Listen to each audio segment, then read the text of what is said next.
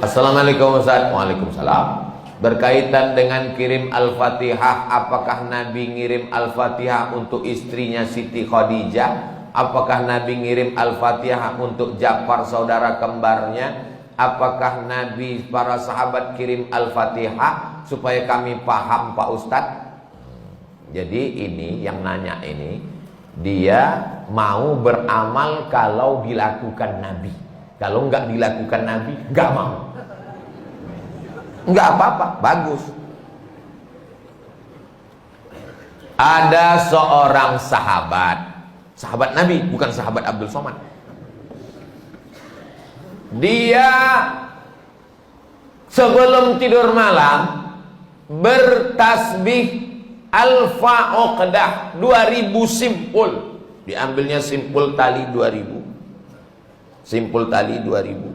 Habis itu zikir subhanallah subhanallah subhanallah 2000 simpul. Sekarang saya tanya, bolehkah bertasbih 2000 kali sebelum tidur malam? Boleh apa enggak boleh? Sekarang balik pertanyaan ini. Pernahkah Nabi melakukannya? Enggak pernah. Kalau enggak pernah dilakukan Nabi, apakah boleh dilakukan? Tadi katanya yang boleh, sekarang enggak boleh. Ternyata kalau ngomong sama orang belum sarapan susah ya.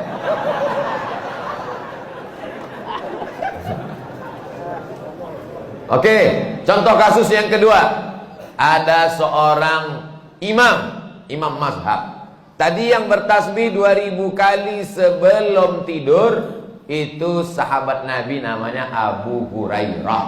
Sahabat Nabi. Di mana bisa dibaca biografinya? Dalam kitab Syiar A'lam An-Nubala. Siapa yang nulis? Imam Az-Zahabi, Imam Ahlus Sunnah wal Jamaah. Contoh yang kedua. Da'autu lisyafi'i fi salati arba'ina sanah. Saya mendoakan guru saya Imam Syafi'i fi salati, dalam salat saya arba'ina sanah, 40 tahun. Rabbi firli wali walidayya wali Muhammad bin Idris Asy-Syafi'i. Bolehkah mendoakan Imam Syafi'i 40 tahun? Boleh. Sekarang pakai logika ini. Pernahkah dilakukan Nabi? Enggak pernah. Kalau enggak pernah dilakukan Nabi berarti enggak boleh. Ini pertanyaan tingkat tinggi. Apakah mesti disyaratkan, mesti dilakukan Nabi dan sahabat? Puasa Nabi Daud, pernahkah Nabi melaksanakan puasa Nabi Daud secara berterusan? Yasumu yauman wa yuftiru yauman? Enggak pernah, tapi Nabi memujinya. Apa kata Nabi? Ahabbu shaum ilallah shaumi Daud. Puasa yang paling bagus adalah puasa Nabi Daud. Nabi tak pernah melakukannya. Jadi sunnah ada 3. Yang pertama sunnah fi'liyah, Nabi melakukannya. Yang kedua sunnah qauliyah, Nabi mengucapkannya tapi Nabi tak melakukannya. Ada jenis yang ketiga, sunnah takririyah, Nabi tidak melakukannya, Nabi tidak mengucapkannya, dilakukan orang lain, disetujui Nabi. Mana contohnya? Sami Allahu liman hamidah, Nabi mengajarkan Rabbana lakal hamdu mil'us samawati wa mil'ul ardi wa mil'u ma syi'ta min syai'in ba'd. Tapi ada satu sahabat bacaannya lain. Sami Allahu liman hamidah, Rabbana lakal hamdu hamdan thayyiban mubarakan fi. Selesai salat Nabi tanya, siapa tadi yang baca alhamdulillah hamdan thayyiban katsiran mubarakan fi? Aku enggak pernah ajarkan. Aku ya Rasulullah. Apakah Nabi marah? Aku enggak pernah melakukannya. Kenapa kamu pandai-pandai buat doa itu? Kau masuk neraka jahanam. Apa kata Nabi? Apa kata Nabi? Ra'aitu bid'an wa salasuna malakan yabtadirun. Aku lihat 39 malaikat turun dari pintu langit ingin mencatat doa yang kau baca. Enggak pernah dibaca Nabi. Begitu juga dengan Allahu Akbar kabira, diriwayatkan oleh Abdullah bin Umar bin Khattab.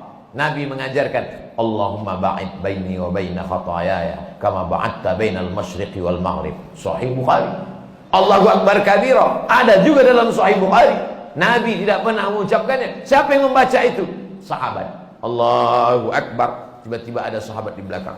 Allahu Akbar kabira walhamdulillahi katsira wa subhanallahi bukratan wa asila. Titik. Wajah wajhiyya itu iftitah lain. Selesai salat Nabi tanya, siapa tadi yang baca Allahu Akbar kabira? Ana ya Rasulullah. Apa kata Nabi? Futihat abwabus sama, terbuka pintu-pintu langit, malaikat turun mencatat doa yang kau baca. Ini jenis takriri. Makanya perbuatan kalau tidak dilakukan Nabi adalah bid'ah. Betul kata Imam Syafi'i, kalau dia bertentangan dengan syariah. Selama masih ada dalilnya, tidak bertentangan dengan syariah, maka dia tidak disebut bid'ah dhalalah, tapi dia disebut dengan mahmudah.